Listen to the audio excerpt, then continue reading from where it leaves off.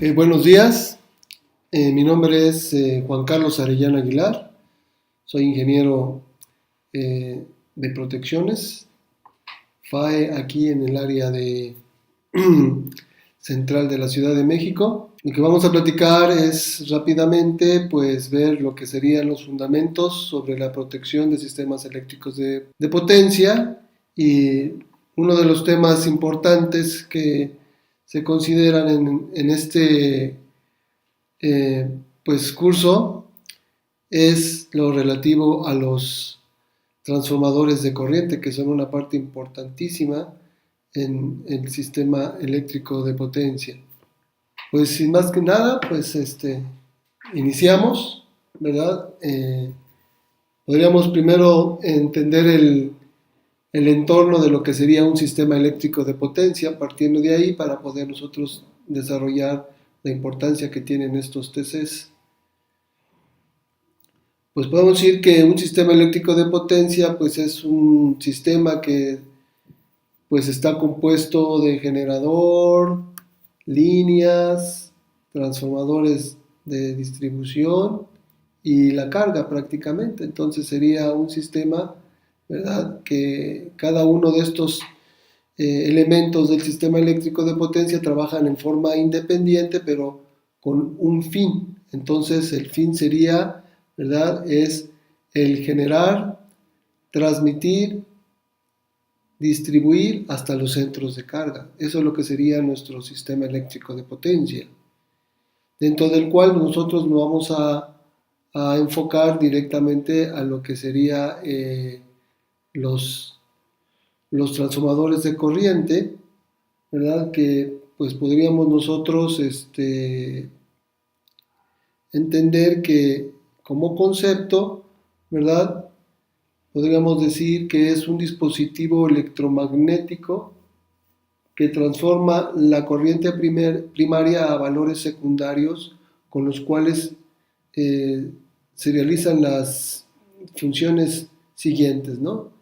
O sea, medir corrientes grandes a nivel primario, ¿verdad?, a un valor de bajo alcance o rango de trabajo, que sería el secundario.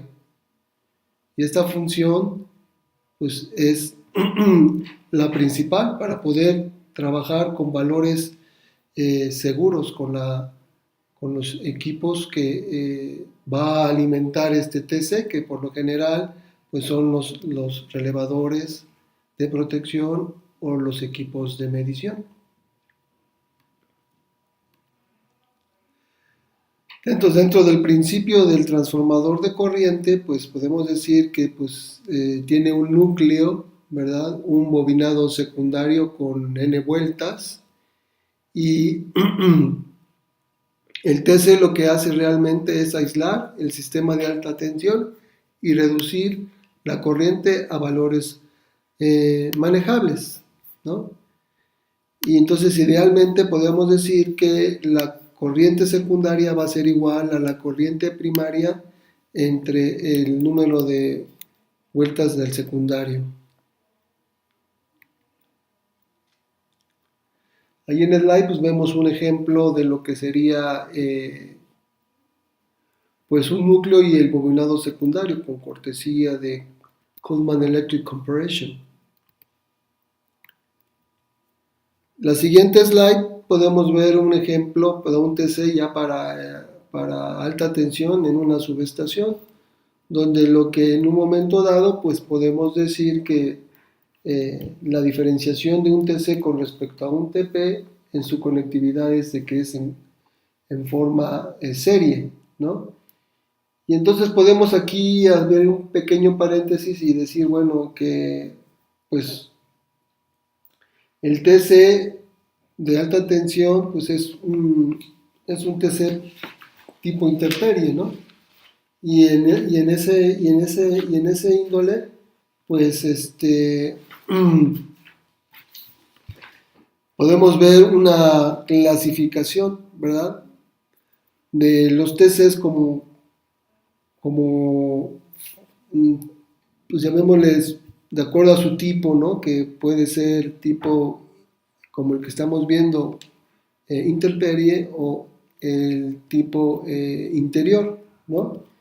Y entonces podemos ver que también se puede clasificar por el tipo de instalación o aislamiento, ¿verdad? Y por la clase de precisión. ¿Sí? Entonces, más o menos el tipo exterior pues viene siendo de 34,5 kbs hasta 400, ¿no? En la Ciudad de México, ¿sí? O lo que sería nuestro sistema nacional interconectado. Y pues, prácticamente existen dos tipos, que sería el de los TCs, puede ser tipo bushing o boquilla, y el pedestal, que es el que pues, estamos viendo, ¿sí? Y pues las características que nosotros podemos encontrar es de que pues los tipo boquilla, ¿dónde los podemos encontrar? Pues principalmente están alojados en los interruptores, en los transformadores de potencia y en los generadores. Y su característica es de que tienen un núcleo anular, ¿verdad? Con su arrollamiento secundario que puede tener pues, varias derivaciones.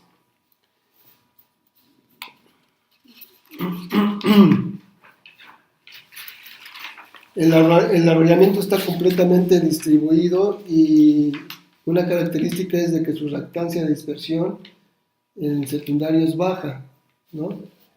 En cambio, los tipo pedestal, ¿verdad? Ellos tienen pues una alta reactancia de dispersión, lo cual disminuye la tensión secundaria de excitación con la reducción de la cantidad, llamémosle así, permitida de corriente de excitación para el error de relación especificado.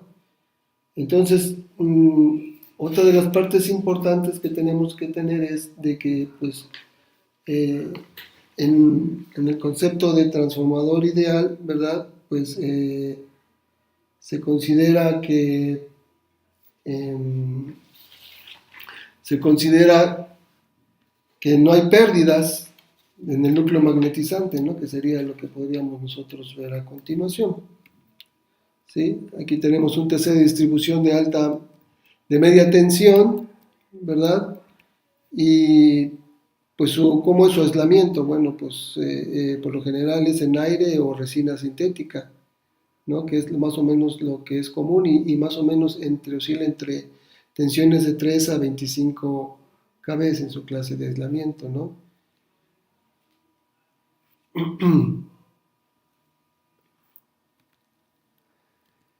En este slide que sigue, pues podemos ver que simplemente la simbología de los TCs pues es de acuerdo a la norma ANSI o a la norma IEC. La ANSI sería la americana, la IEC la europea, y en algunos otros países cómo podríamos ponerlo y cómo se consideraría en su forma de verlo, ¿no? O considerarlo, ¿no? Ya sea con marcas de polaridad o con un tachecito, ¿verdad? Que es por donde en un momento dado podría ser, ¿no?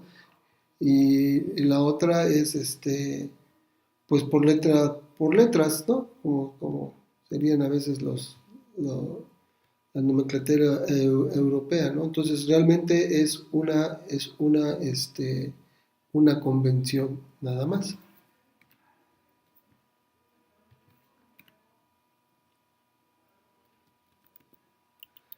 La otra parte sería el tipo de conexión, ¿no? ¿Cómo se conectan estos dispositivos ya en el sistema para conectarse a los relés, inclusive a los medidores, ¿no? Sería, pues la forma típica sería el cierre de estrella, ¿verdad?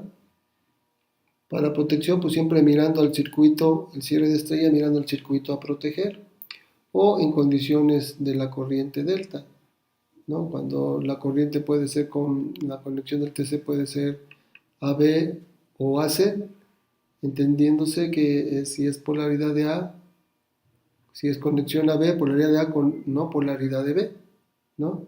Como el que tenemos ahí en la diapositiva, que sería una conexión de una delta eh, con conexión AB.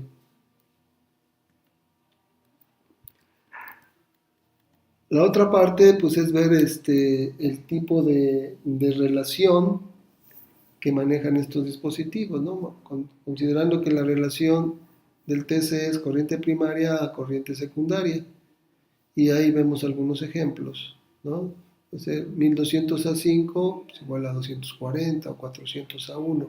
Entonces, hay TCs con valores nominales en el secundario de 5 amperes o con valor nominal a 1 amper. Y dependiendo la aplicación o el proyecto, pues es el que va a alimentar al TC, al equipo, al dispositivo, en este caso los relés que son de protección, ¿verdad? Y el relé de protección tiene que tener su entrada para acoplamiento de la señal analógica al dispositivo, ya sea en su tarjeta a 5 amperes o 1 amper. Y es lo que hay que tener cuidado, sobre todo cuando se está especificando algún tipo de equipo.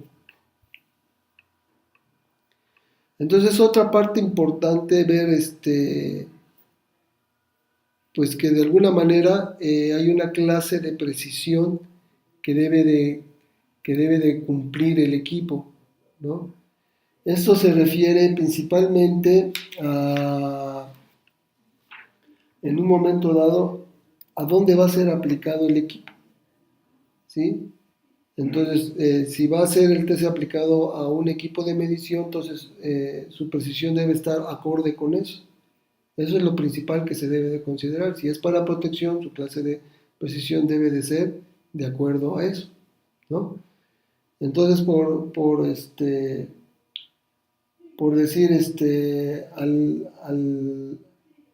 algún tipo de información, pues las cargas que debe de tener el transformador son de acuerdo según a la norma ANSI C5713, que esta carga por lo general pues puede ser denominada por potencia o por valor en ohms.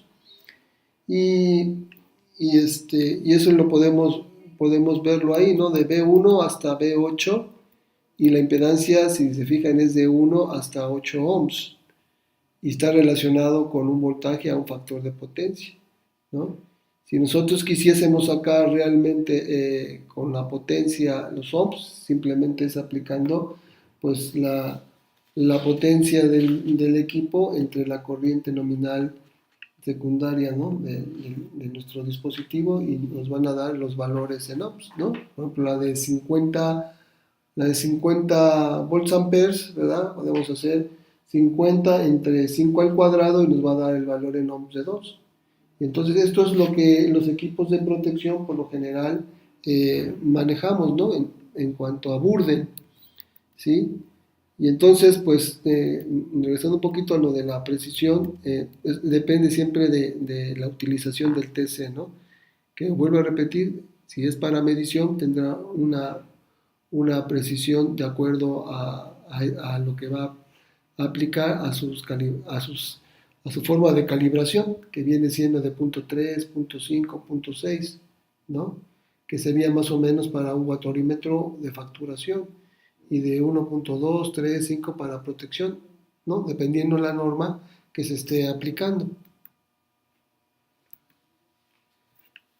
Entonces, lo que se refiere a la carga, pues prácticamente nosotros lo que tenemos que considerar como ingenieros de protección es todo lo que se va a conectar en el secundario de los TCs, todo considerando cables hasta la llegada del dispositivo.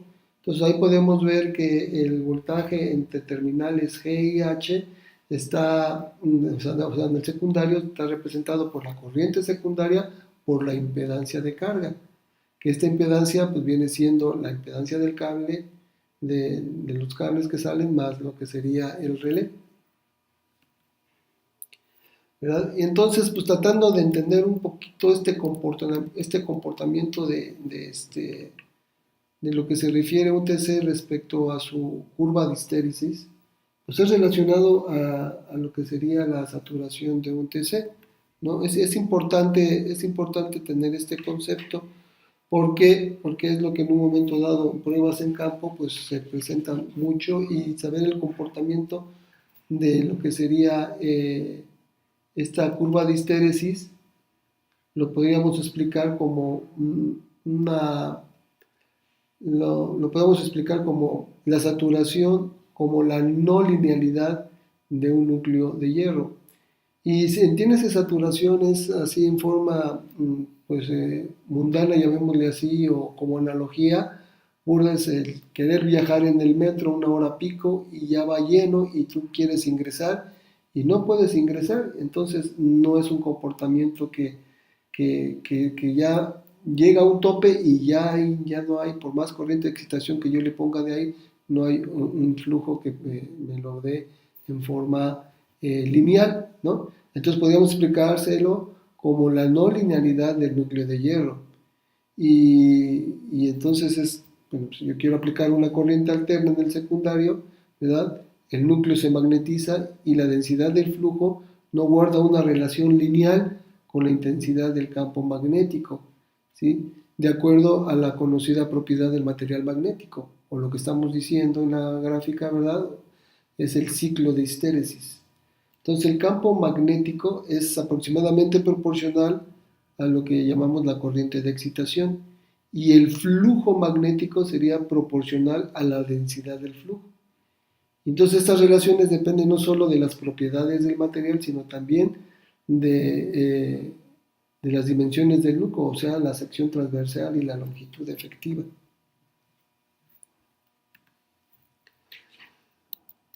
En forma matemática podemos decir que pues un TC que no está saturado y que la densidad del flujo magnético es sinusoidal, lo podemos representar como B max seno de omega t, donde el flujo sería a B por A y AB máxima seno de omega t. Y la tensión, ¿verdad? Sería, ¿verdad? Como ya veríamos ahí en el voltaje secundario como 4.44, la frecuencia por el número de vueltas secundarios por el área por la densidad del flujo máximo. El circuito equivalente del transformador de corriente pues, es un circuito que se puede representar como si fuera una fuente de corriente con su impedancia del primario y su impedancia del secundario con su circuito magnetizante, ¿sí?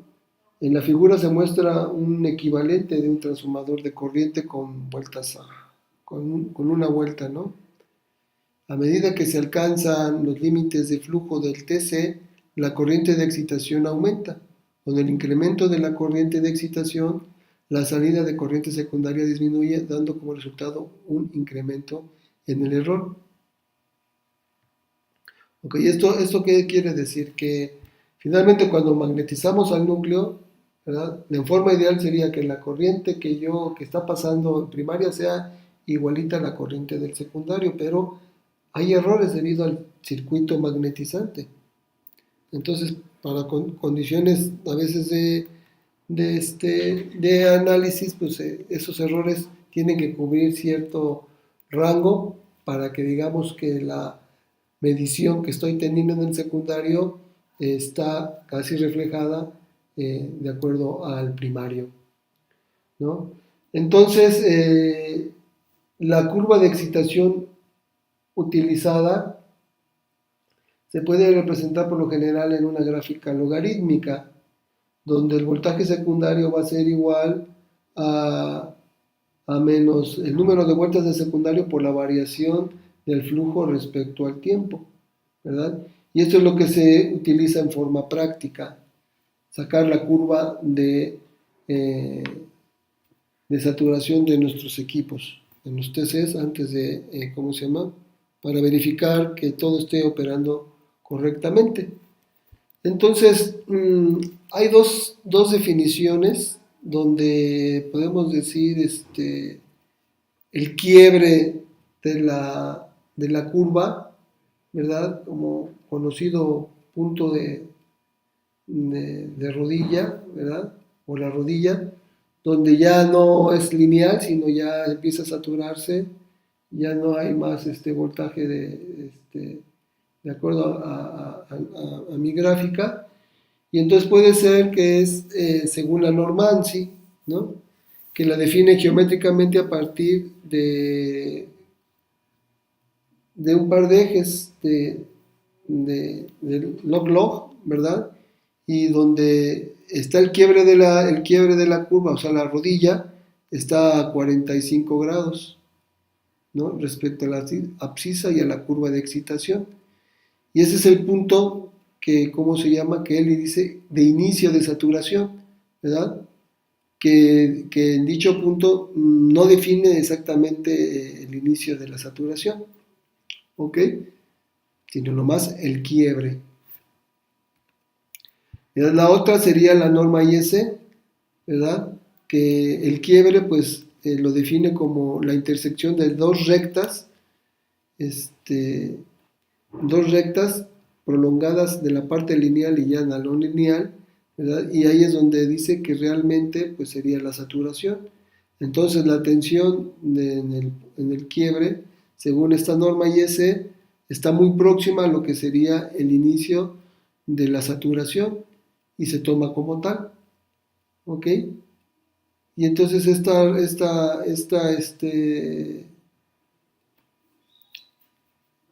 consideración se relaciona estrechamente con la tensión de clasificación C, ¿verdad? De la norma ANSI, ¿ok?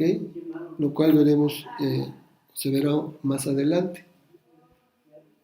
Ok, entonces la relación entre el criterio ANSI y el IEC, pues es de que el punto de la curva de excitación donde la línea es a 45 grados, está a 45 grados, es tangente, ¿no? Y cercano a la clasificación de la mitad de la clasificación C de la norma ANSI. Y la IEC sería el 10% del cambio en la tensión de excitación, produce un cambio del 50% en la corriente de excitación, cercano a la clasificación C de ANSI. Y, y en esta slide vemos un ejemplo de una curva típica de excitación para una relación de 200 a 5, ¿verdad? Y entonces, si podemos ver que aquí más o menos a 200 volts, ¿verdad? Está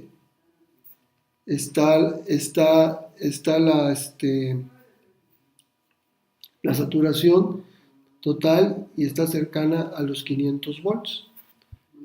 Sí, ahí en la parte, en la línea verde me da el quiebre de la rodilla, ¿no? Y más o menos a los 200 volts me indica eso, ¿verdad? Pero a 496 volts ya me está diciendo que está saturado, ¿sí?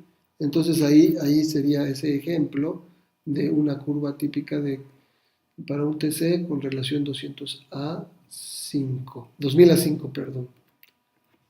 ¿Sí? Entonces, ¿esto cómo va a afectar la saturación a las protecciones? Pues simplemente porque no va a llegar la corriente adecuada o se está reflejando la corriente del primario al secundario y entonces todo lo que sería mi coordinación o la respuesta de mi relevador se va a ver afectado y eso va a afectar fuertemente a la coordinación de protecciones o simplemente a la operación o no operación de mi relé, ¿verdad? Entonces, cuando un TC trabaja en la zona no saturada, pues la corriente primaria genera un flujo sinusoidal, ¿no? Aproximadamente. Y la tensión inducida y la corriente de excitación están acá. Entonces, esta corriente de excitación es pequeña y la corriente secundaria es similar a la dada por la relación de las corrientes en forma ideal, con lo cual el error que se produce es reducido. Entonces se comporta, como pueden ver, ¿verdad?, en forma sinusoidal. Pero ¿qué pasa, ¿verdad?, cuando ya estoy trabajando en la parte saturada? Entonces no voy a tener esa linealidad y entonces ya no se van a reflejar las corrientes como debe de ser y la tendencia será a no operar o operar en falso, ¿no? Entonces la clasificación de los TC según la norma ANSI pues puede ser para qué, como ya hemos mencionado al inicio, para utilizarlos en instrumentos de medición o utilizarlos en relés de protección. Y tenemos letras que me van a designar, ¿verdad? Cuál es la polaridad, ¿no? Así como la determinación de la tensión en las terminales de los bornes. Entonces, esta designación, según ANSI, puede ser clase C, clase K o clase T, donde la clase C simplemente dice que es un flujo disperso despreciable, ¿verdad? Que la característica de excitación que obtenemos es directamente en su desempeño. La clase K dice que es igual a la clase C, excepto que el quiebre de rodilla, ¿verdad?, es aproximadamente el 70% del voltaje nominal. Y la clase T, ¿verdad?, que se determina son simplemente este error por pruebas, ¿no?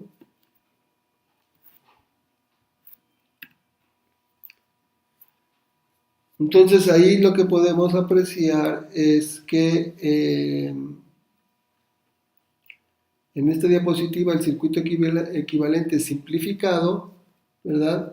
Estamos despreciando las pérdidas y ese sería nuestro circuito, ¿no? Donde la corriente secundaria va a ser igual a la corriente del primario entre el número de vueltas del secundario menos la corriente de excitación, y el voltaje en el circuito, el voltaje S, ¿verdad?, sería el voltaje de saturación sería la corriente secundaria, ¿verdad?, que multiplica a la resistencia más la impedancia de la carga.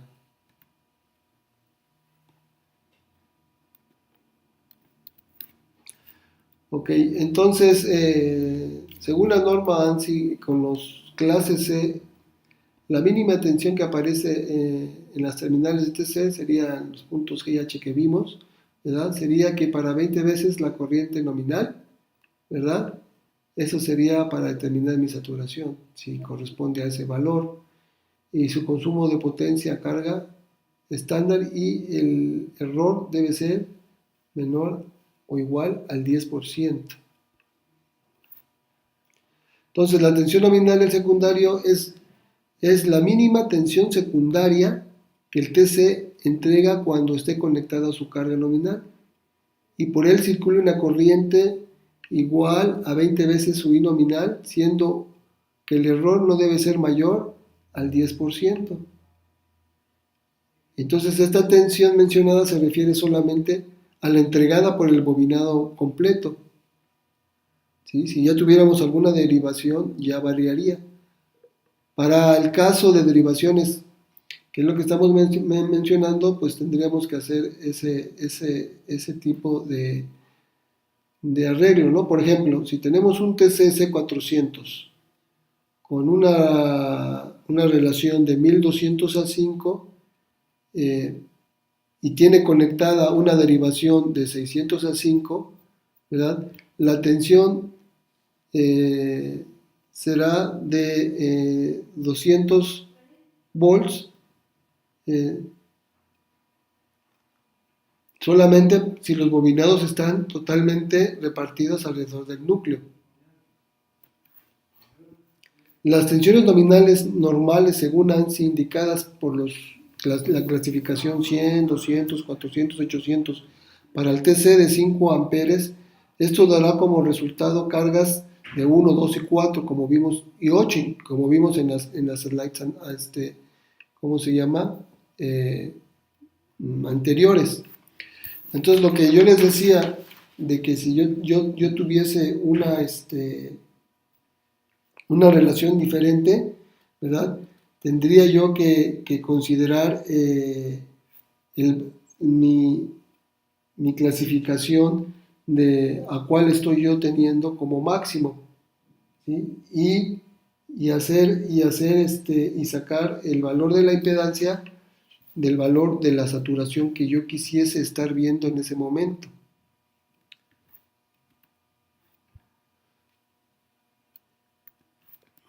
Entonces quedamos que el voltaje de saturación va a ser igual a 20 veces la corriente nominal por la impedancia característica de la Z carga o del burden que tiene nuestro equipo.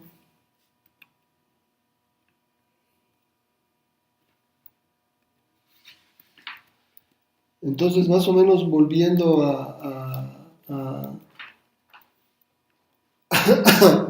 al cálculo de un consumo de carga con valores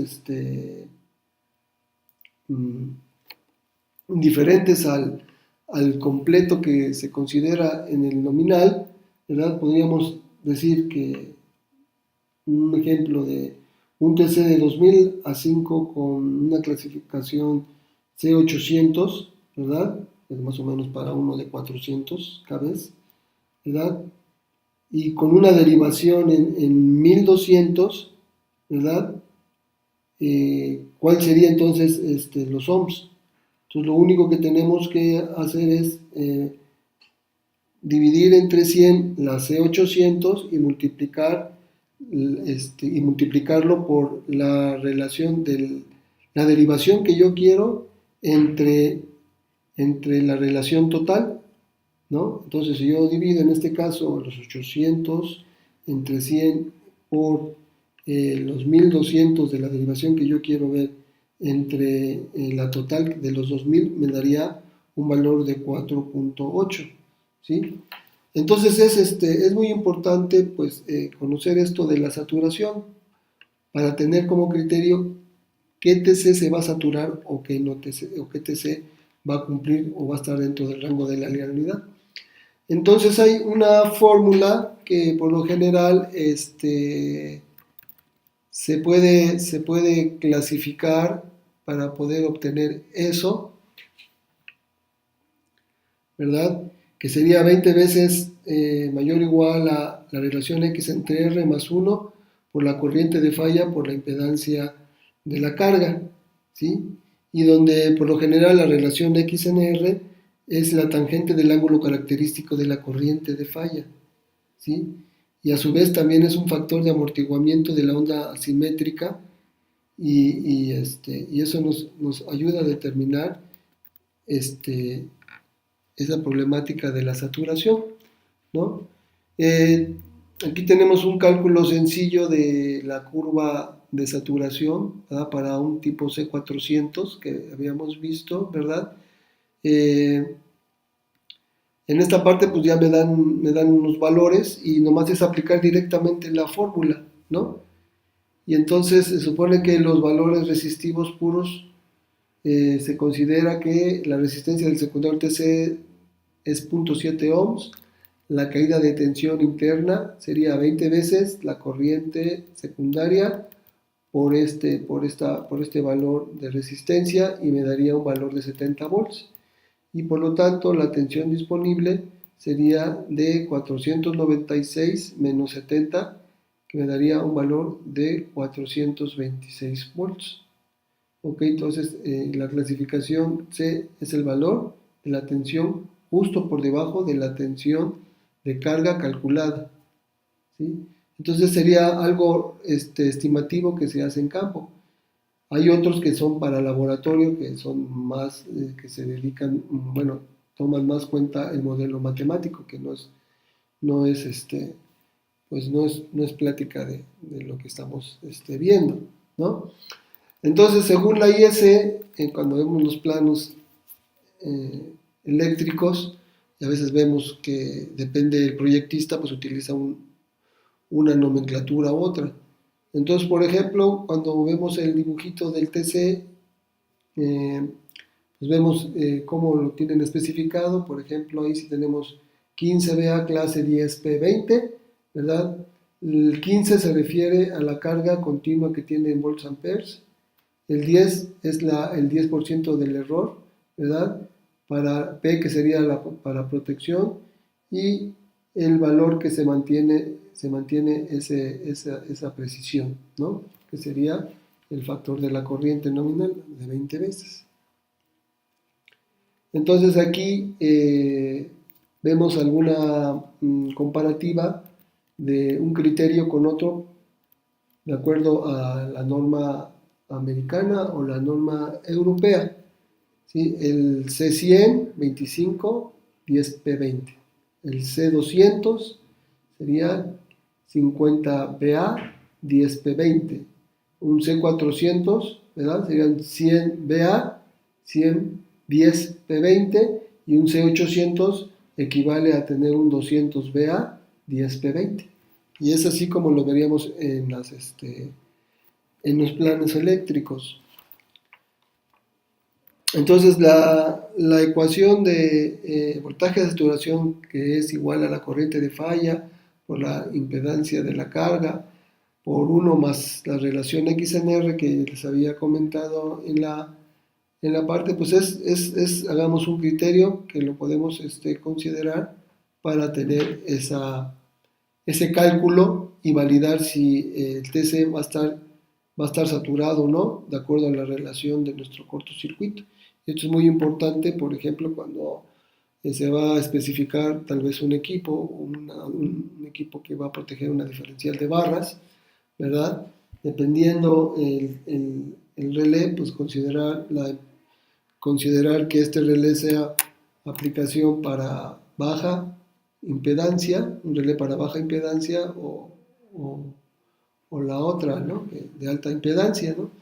Entonces, depende del criterio que se use o el valor del cortocircuito, vamos a ver si van a estar sometidos los TCs a la saturación y de ahí vamos a partir, ¿verdad? Como una aplicación de que si nuestro TC está correctamente especificado o va a trabajar sobre ese criterio, ¿no? Ahí vemos el efecto del flujo residual en un TC en punto de reposo. ¿Qué quiere decir esto? Que el momento que se excita, pues ya se magnetiza, ¿no? Y no quiere decir que a lo mejor en el momento que haya una falla o haya algo, ese flujo remanente puede afectarme, ¿verdad? A la saturación. Y entonces, por lo general, hay que darle un golpe inductivo en las pruebas, después de que se prueban los TCs, para alinear, llamémosle así, los campos magnéticos y en un momento dado nuestro TC quede trabajando correctamente, ¿no? Para que esté en la forma o en la parte lineal, ¿sí?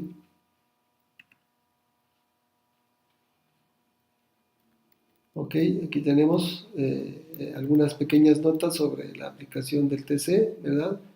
En la fórmula, pues la IN es corriente nominal primaria del TC si la corriente de falla está en amperes primarios. Y la Z de la carga o burden o consumo, ¿verdad? Está referido al tipo de clasificación eh, o a la clasificación efectiva según sea la relación de transformación elegida. Y con esto, pues vamos concluido el esbozo de lo que sería este tema, uno de los temas que se tratan en el curso de protección de sistemas eléctricos de potencia como parte del temario, ¿verdad? Del curso que está en la red para, pues, en un momento dado, ayudar al ingeniero de protección, ¿verdad? Ahí es, pues, directamente el que está involucrado, ¿verdad? En la operación del sistema eléctrico de potencia. También este curso, pues, te puede ayudar si estás en el área de diseño o en el área de proyectos, para darte pues la idea de un panorama de lo que es un sistema eléctrico de potencia y cómo se protege con los distintos criterios que en un momento dado SEL tiene para las protecciones que, que actúan sobre el mismo sistema. Bueno, pues gracias a ustedes y pues nos estaremos viendo muy, en muy breve tiempo.